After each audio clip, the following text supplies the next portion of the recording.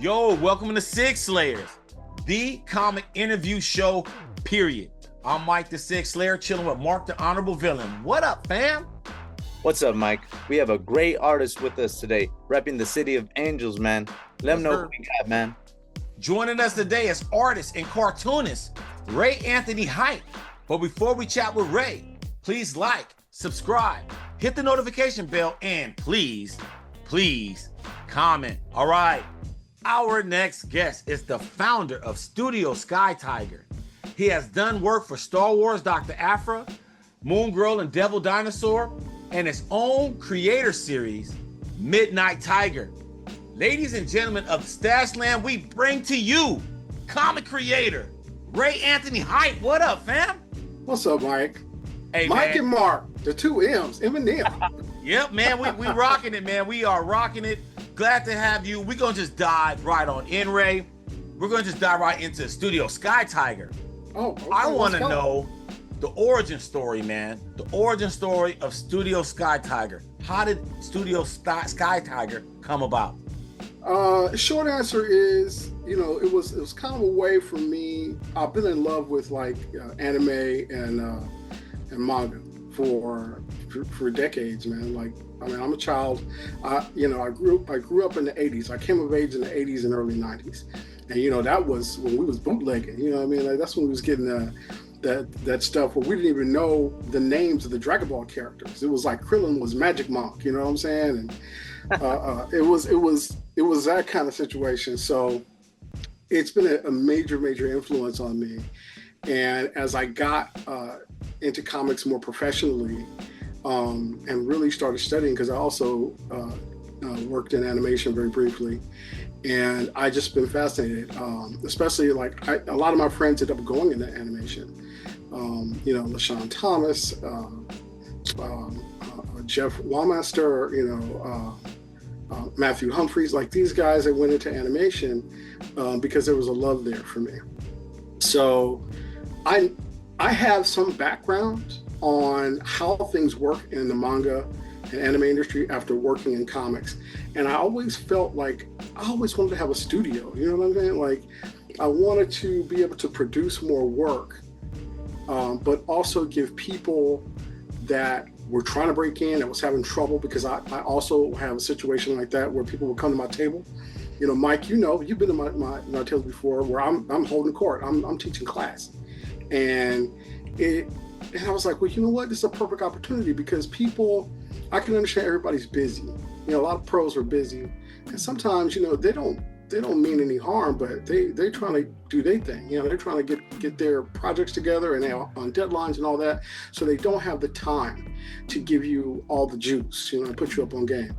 I remember growing up in Compton, so that's where I'm from. Let's rep my city. It's Compton, okay? LA County, but Compton native.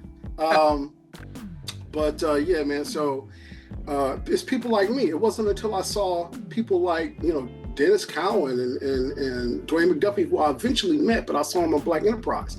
Like, oh, okay, here's a situation where it's people who look like me, representation, but it's also people that's in our community right now that are marginalized, LGBTQ, whatever, that have to go through the red tape of getting into industry and will not get the attention they need. They just want to know things. So I was like, you know what? I'm going to make it an opportunity. Studio Sky Tiger is going to be a situation where I'm going to teach up and coming people who wouldn't necessarily have a shot, but have the talent and the drive to do this job by assisting me in the beginning.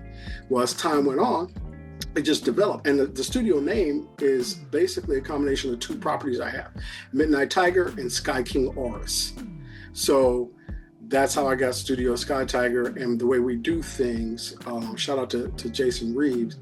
When I saw him at CAM, he was like, I see what you're doing.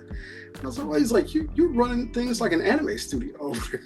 I was like, basically, yeah. I mean, he saw what was popping. So, but that's how it started. It has evolved now, which is, now I'm giving my team actual assignments, and people are coming to me to look for people inside Studio Sky Tiger that I have trained. They give them all the advanced knowledge that they wouldn't get otherwise, and to cut through the BS of, you know, having to deal with corporate side of comics that really, they don't have time to give you love. They don't have time to give you care and understanding and really kind of usher you into what you can expect. I'm doing all those things. I'm teaching you the business. I'm teaching you how to be a great storyteller. And writer friends of mine come to me and they're like, hey, we need some help. We need, you know, you got some folks, you know, your people are available. Sure. Let's see what's up. So that's what I got. Ray, you mentioned this title earlier. How long did you have Midnight Tiger in mind before it became a reality? Oh man, Mark. So the character, like Gavin Shaw is the main character's name. I had him in mind for probably maybe 1999-ish. But he didn't have a name. He was just this black superhero teen character that I was trying to figure out. And before then, his name was Talon. And then I was working, doing some image stuff, you know, and a friend of mine, we were going to do this pitch called Midnight Tiger. That fell through at Image. Well, we didn't even pitch it because it had gotten to the point where it was like, well, I don't know where to go with this. The original, my collaborator, he didn't know where to go with it. He just had the name, but I already had something, and I had already done designs, and I had already done. He's like, well, you can take the name. That's the only thing, you know. I'll give you that. Everything else, that's you. I was already working on something called the Icons, which Talon was going to be a part of. Right, and so all I did was adjust the costume and give him the actual like name Midnight Tiger, and that's the only biggest change. So if you go to my DeviantArt, which I still decided to keep up, you'll see iterations of him in like from 2003, you know, stuff like that. So the character has pretty much been almost exactly the same since 2007. So yeah. I mean, and he's a reflection of what it's like growing up in Compton as a blurred man, as black kid growing up in the hood, doing nerdy things. You know, I said this before, and I heard who is my brother from another mother, Joseph Woods over at the Comic Den. He said comics saved his life. If we have gone on interviews, Mike, I think that interview that we did some time ago, I think I said that too. So he understands. That's where this character comes from, where, you know, you want more for your people. And sometimes you feel like the people in power don't see you. So you got to stand up and do things for yourself and for your people. Man, powerful, man. We're going to switch gears real quick. I saw something on your IG and some DC work. And so my antennas went up. Hey. Okay, so DC's power company recharged. Oh, and yes. And then it was something like, hey, like they could like vote or something like that to keep the stories going, or is there any developments with the power company? Well, the power company had so for what we'll call it, DC Power 25, which they had been doing before, but this year or last year they decided to do something different. Was it this year? It was this year. The year goes by so fast. So they decided to do something different and make it an anthology to help launch or relaunch the Power Company. And so all of these stories have characters that will eventually join Josiah Power in the Power Company. So that was the whole goal. And they approached me. I might have been one of the first people they even approached. So, you know, shout out to Marquise, editor over there at DC, who's just brilliant, just brilliant guy. And so he was like, yeah, I got this thing. You know, I know you took some time off, because I told different editors. I actually had left. I guess I did my own miniature version of Image, where I was like, I basically told friends of Marvel and DC that my editor's like, I'm going to be working on my own stuff for right now. So you can come to me for things, but it's got to be 10 pages or less, or covers. I can't commit to anything with that. Marquise was like, I got something for you. So, and this is what it was. And I said, it's got to be the characters I'm interested in. And he's like, well, you list some characters and we'll see what we can do. And I listed those characters. And let's just say I got to work with, my top, well, 2 of my top 5. So that's how that came to be. And then they asked me back when they did the Power Company Recharge that continued the story. So I got to work finally with Vita Ayala, which was fantastic. Vita's just brilliant. It was a pleasure. One of my top writing, artist collaborative experiences. Oh wow. Yeah. Like there's some top ones now, but Vita's in the top 3 for sure. You're creating a project with your wife called WTF Mama. Yes. Tell us how that came about. So years ago, we were going to pitch an animation called Palmdale Vicious. What? Yes. I love that name. Years, man, it was great. I mean, we still got the designs. Shout out to Nate Lovett, great designer. And it was essentially, because we were living in Palmdale at that time, and it's definitely a different culture in Palmdale than it is in LA proper. So we were kind of doing a play on that, and then a play on our families. That's where the idea kind of came from. And as a matter of fact, all of this is the brainchild of my wife Shayla. So this is all her idea. Again, it's a collaborative situation, but she's the creator. So we were going to pitch it, but then, back in those days, they wanted 10 grand for like, I don't know, like a 5-minute spot, whatever it was. But animation is expensive. So we had meetings and we just didn't have the capital, to do it. Plus, Shayla had gotten a promotion. She works in corporate America, and she had to choose between being a writer and this big promotion in corporate America. It was one of the hardest things she'd ever had to do. And so she ended up, choosing the corporate thing for a while. And, but yeah, she was on a roll, man. She was pitching stuff for Big Bang Theory, Supernatural, stuff like that. I think she got 3rd place in a script writing contest where they were going to use, her script or talk to, to people in the showroom, in the writer's room. So she's kind of a badass, but she just had to put it on the shelf, man. So now What the Fuck Mama came to be. Sorry. No, it's all good. I can say that. Yeah, okay. So that came out because things have progressed. You get older and you're like, you know what? We got one life. Let's get it. Let's put something out there. And so she got to work. And we were trying to figure out, what to call it. And, it's like, well, what's the first thing that comes to mind? What does this story have to say? Because it is starring 4 Black women. And it's kind of like a Boondocks meets Golden Girls kind of thing, And really the voice is, we know these women. These women, your grandma and your aunts, they say all kind of stuff. They mean well, and they're trying to give you the game. But they do what they do because they live their life. They already know. They don't have to put on airs. They are unapologetic.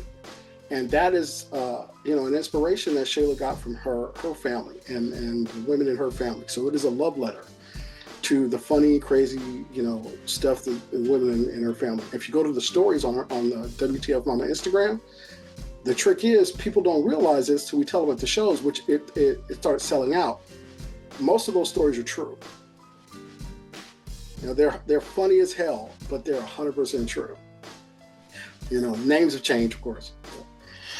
But yeah. So now we decided to make it a book, a series. It just, the fans loved it because so many people come to the table like, oh, I know her. That's my mom.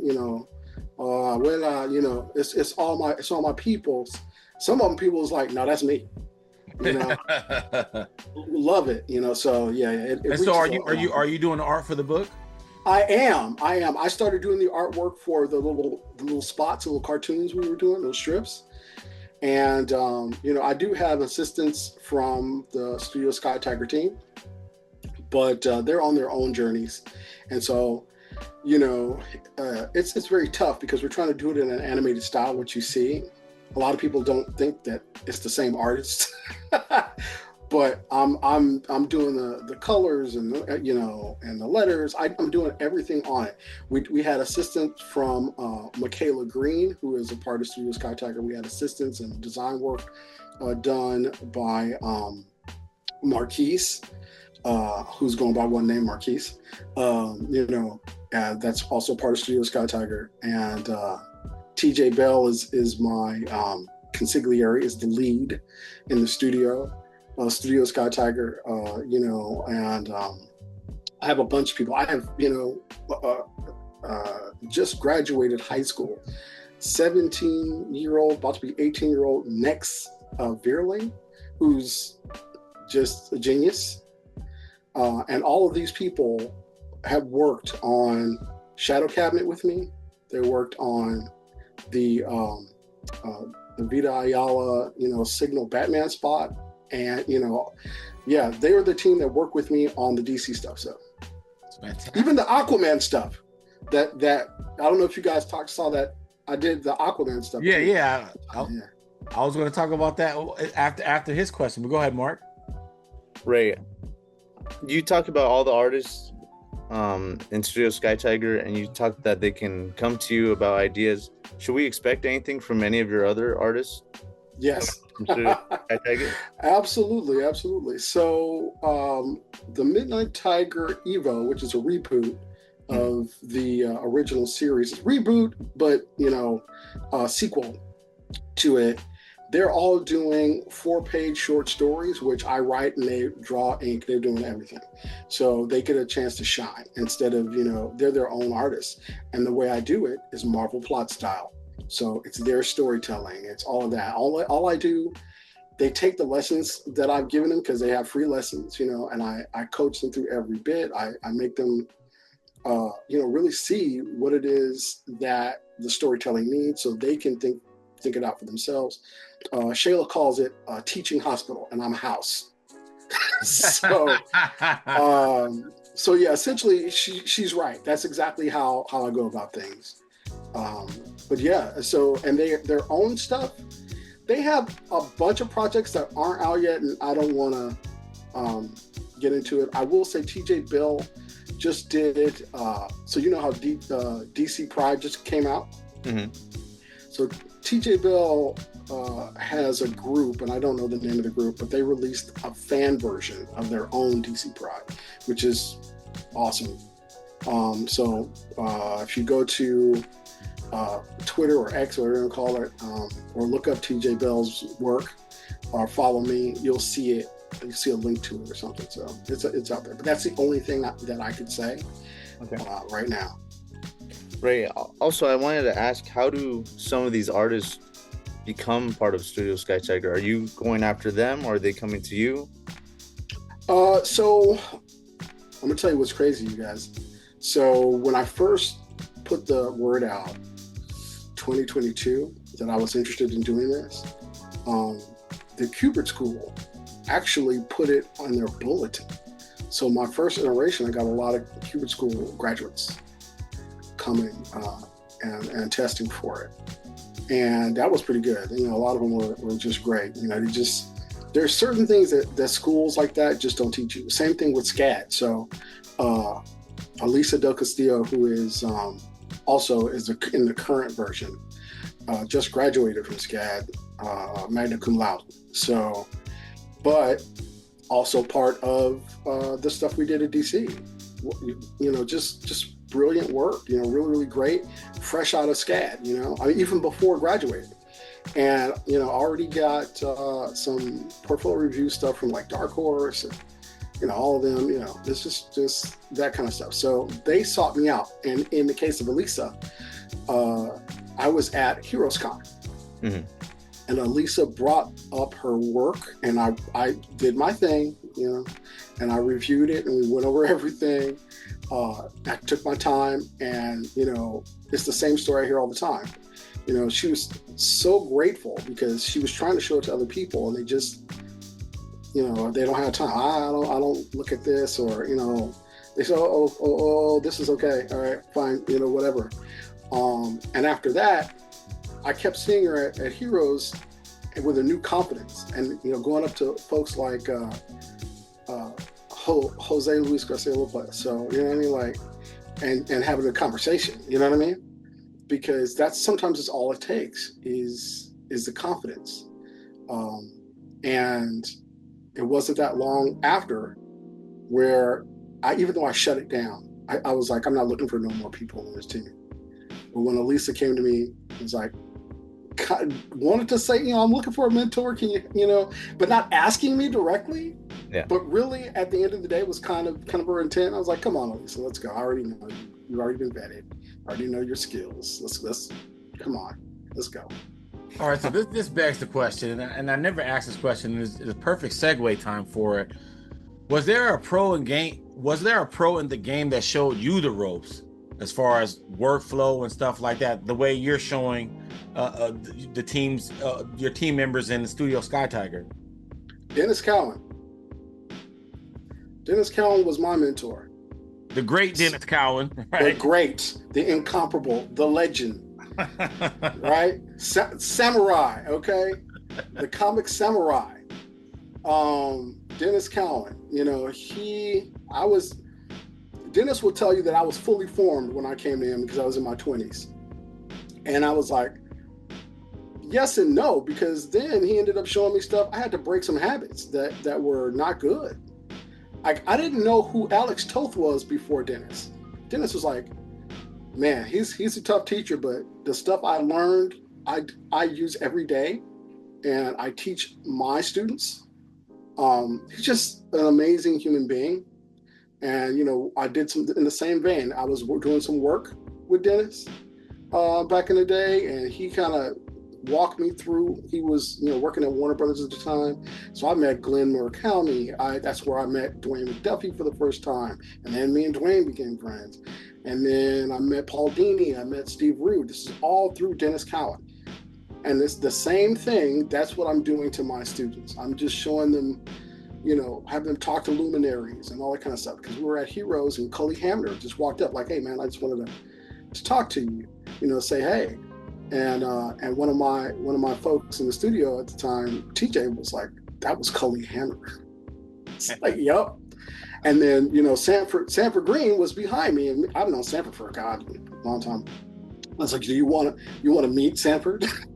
It's like, come on, you know what I mean? So yeah, it's that kind of stuff. But yeah, Dennis is the person that, let's just say, made me see mentorship as something that is invaluable. I mean, a lot of us are out here doing it on our own, but if you have a mentor, it could really up your game.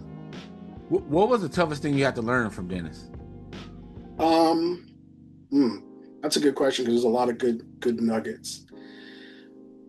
The art of storytelling, like true storytelling, right? And the economy of line, right? You don't need a whole lot of detail. That's all extra.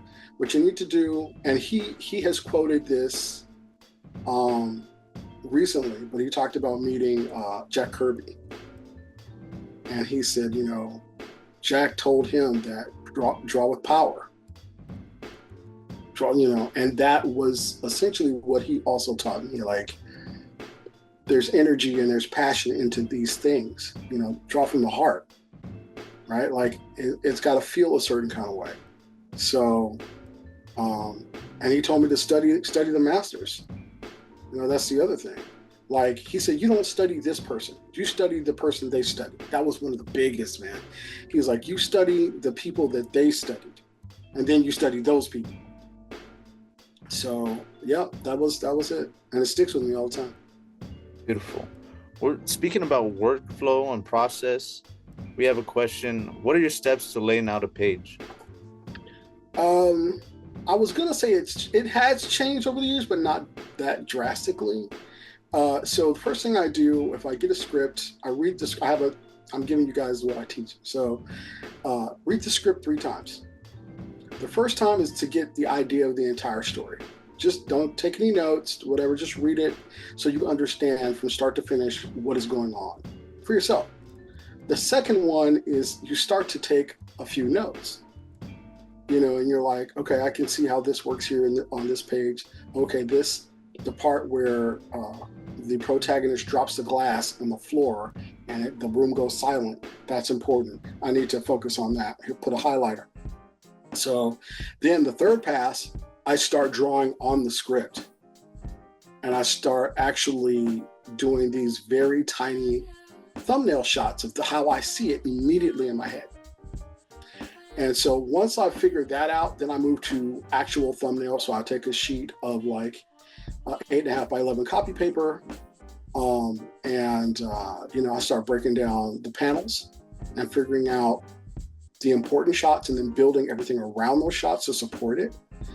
And then after that, I scan those in, I blow them up, then I start tightening up those layouts on the 8.5 by 11. So if you don't know, I work on 8.5 by 11 paper. Oh, really? And I learned that from LaShawn Thomas. So yeah, he was doing his comics on 8.5 by 11. He's like, when you scan it in, as long as you scan it high res, It's the same. Yeah, you can't tell what dimension. You can't tell, right? Because it's going to be print. He's like, I'm not interested in selling these. He said, I can sell them like this or whatever. And sure enough, it was what it was. But LaShawn came from animation, all these different things. So their work on pages no larger than that. A regular animation sheet is not 11 by 17. Or they're doing storyboards. Storyboarding is usually a old school sheet of paper, 8.5 by 11, just little boxes, and they just go through. So if you even blow that up to 8.5 by 11, you can go crazy with the details. If you know what you're doing and how composition works and all of those different things. And that was honestly one of the best things that I ever learned too. And I still do it to this day. The only time I draw large, and you can also, here's the other part. When you draw small, that's why people do layout small. You can see the entire page. Instead of scanning up and down, like that, you see everything, right? So you can get your flow together. But yeah. Okay, what about digital? Has that been incorporated to any degree over the years as far as the workflow, especially with deadlines and stuff like that? Absolutely. So I like to do my layouts traditional, but I do everything else digital. Because if my layouts are fairly tight, usually, they, as people have said, they look like pencils, and I guess so. I could go tighter. When I first started as a pro, I used to do super tight pencils, man. And that was because I was studying Mike Wieringo's pencils and stuff like that, and his pencils was crazy tight. Which, of course, if you know you're going to have an inker, one or two things could happen. If you don't know the inker, then you want your line to stay true, so you pencil tight. If you know the inker and you're familiar, like if I knew I was going to work with Tom Palmer or Carl Kiesel or somebody, right? I would be a little looser because I know they can, they'll make me look better than me, So that, but if I don't know who you are, then I have to pencil tight because, I want my stuff to look like my stuff. Yeah. Okay. So with the digitals, here's my other question with digital. Where do you think it should begin and end as far as like AI? Because that's becoming a big thing now, as far as like aggregating ideas and stuff like that, and different from the different levels of creation as well. Like we were talking with Steve Olaf, the OG of digital coloring, a while back, and he believes that AI can completely phase out coloring at some point. What are your thoughts on AI and its use in the creative space? Y'all really want me to get into this? Okay. All right. I'm giving it to you guys in this way. As it currently stands, AI is the Wild West, and people are using it in disrespectful ways. You know what I mean? So just I'm putting it out there. It's very disrespectful ways. But there was also a point where when Photoshop came into play. I don't know if you guys remember. A lot of artists was like, "I'm not using that computer to do," because there was an idea that the computer is doing the work. It is not, right? Like if I gave some kid off the street a stylus and here work on my Cintiq and work in Photoshop or Clip Studio Paint. Now do a page exactly like I did this page from scratch. I don't think that's gonna happen. Right? And one of the things that artists, it's a question that we get a lot, and there's two sides of it. We get asked this question, I'll set you up. What tools do you use? It is a love-hate relationship with that question for artists. Because as craftsmen and draftsmen, we know for a fact it doesn't matter what tool I use. It matters what I practice. It matters the years of experience and skills that I've gained. Because I could use a rock, I can use a piece of charcoal and draw a picture and draw a page if I wanted to, right? So it doesn't matter. The only time it matters when somebody asks that question is if it's another artist and they're looking for a specific effect. Mm.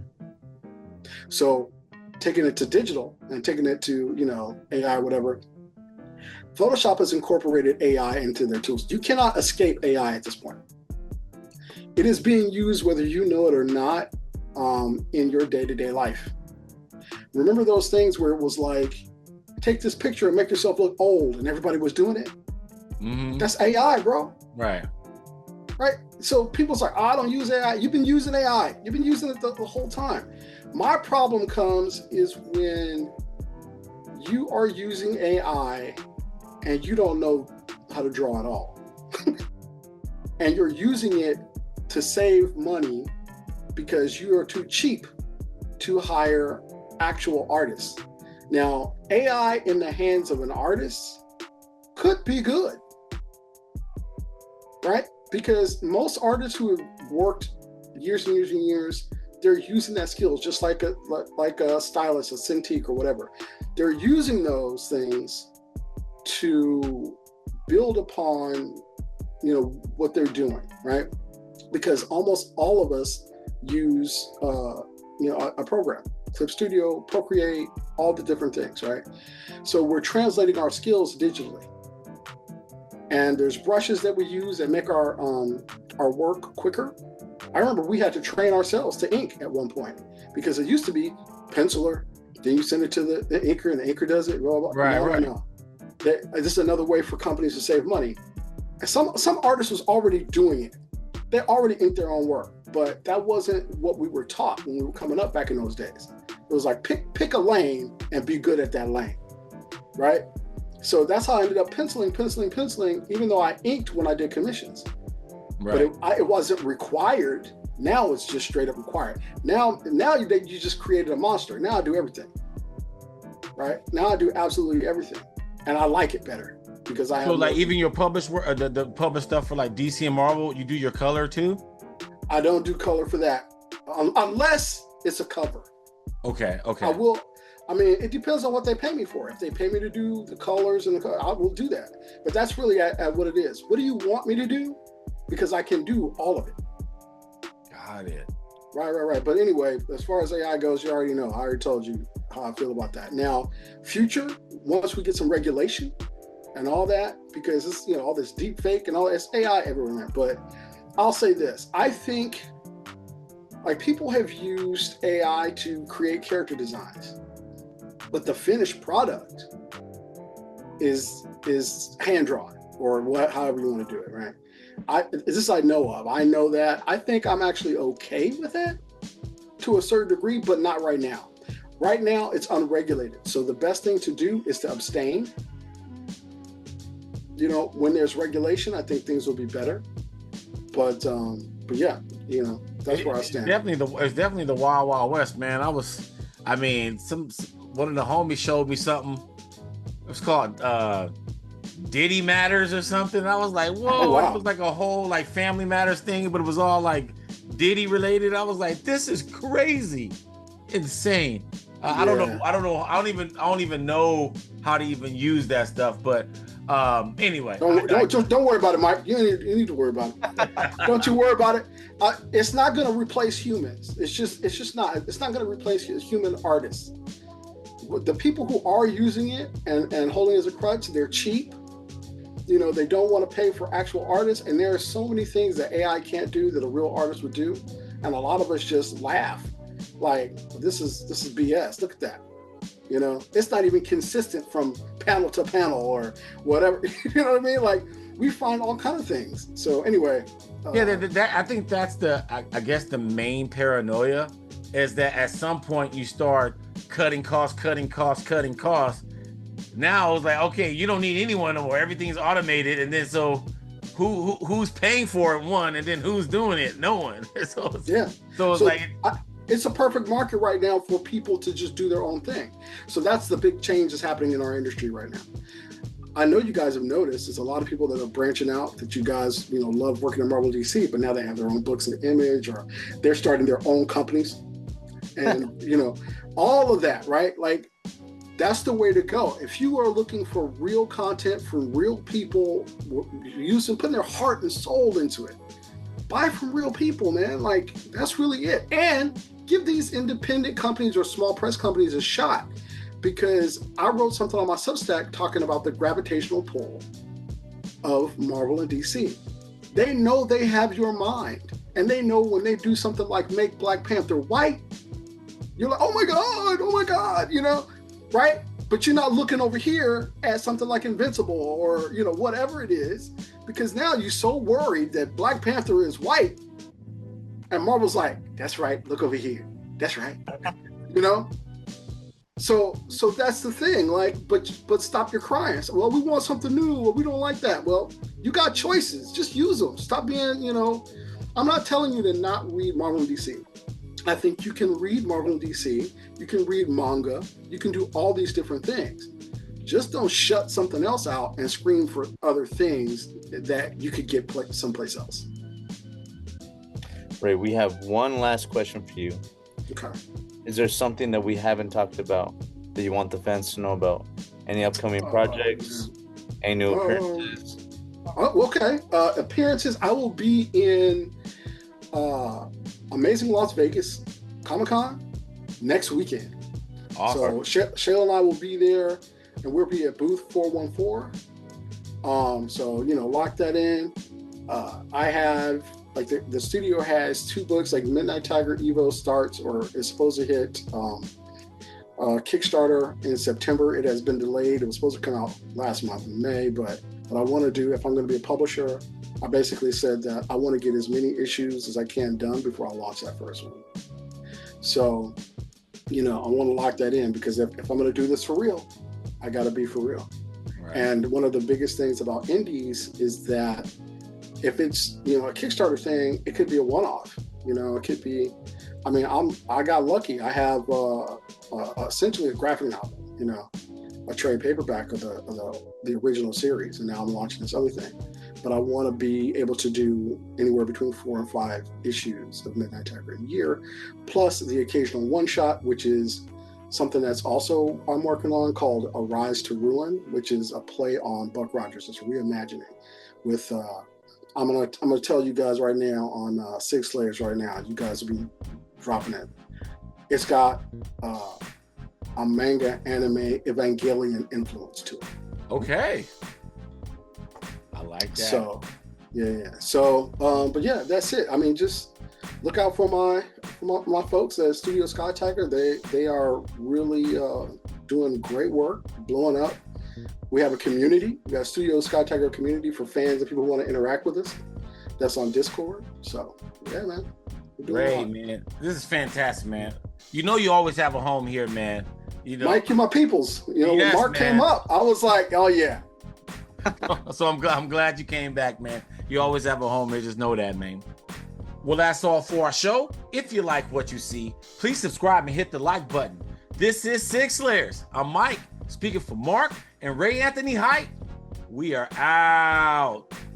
Peace. Six Layers.